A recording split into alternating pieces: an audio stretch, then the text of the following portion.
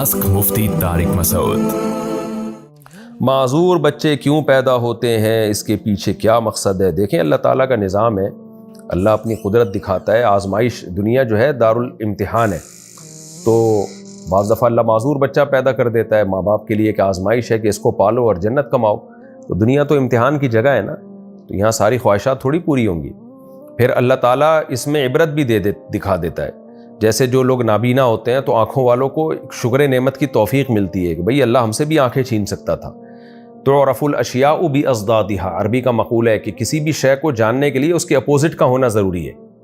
دنیا میں بدامنی نہ ہو تو امن کی قدر نہیں ہوگی، بھوک نہ ہو تو پیٹ بھرنے کی قدر نہیں ہوگی، بیماریاں نہ ہوں تو صحت کی قدر نہیں ہوگی، معذور نہ ہو تو جو معذور نہیں ہے تو ان کو اس کی قدر نہیں ہوگی کہ معذوری سے بچنا کتنی بڑی نعمت ہے۔ تو اس لیے اللہ تعالیٰ نے نا کچھ چیزیں ایسی پیدا کی ہیں کچھ لوگوں کو کہ وہ دوسروں کے لیے عبرت کا ذریعہ بن جاتے ہیں، باقی ان کو پھر اللہ کسی اور طرح سے نوازتا ہے۔ جیسے جس کی آنکھیں اللہ لے لے اس سے، تو اب اس میں حکمت کیا ہے کہ جن کی آنکھیں ان کو قدر ہو کہ بھائی بغیر آنکھوں کے بھی اللہ ہم سے بھی آنکھیں چھین سکتا تھا، لیکن جس کی آنکھیں چھین لیں اس کے لیے پھر خوشخبریاں ہیں کہ بھئی تمہیں اللہ نے آزمائش میں ڈال دیا، اس میں حکمت تھی، لیکن اس کا بدلہ اللہ تمہیں دے گا۔ وہ کیا ہے؟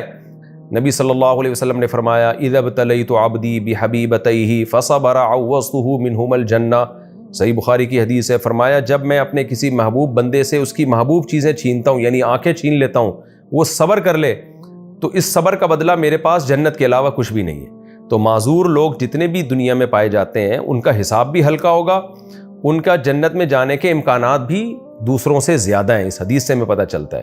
لیکن یہ اللہ نے دوسروں کے لیے آزمائش بنا دی کہ بھئی دیکھو تاکہ تم بھی ڈر کے رہو۔ قل ارأیتم ان اخذ اللہ سمعکم وابصارکم وختم علی قلوبکم من الہ غیر اللہ، اللہ کہتے ہیں اللہ چاہے تم سے بھی تمہاری آنکھیں اور تمہاری سماعت چھین لے۔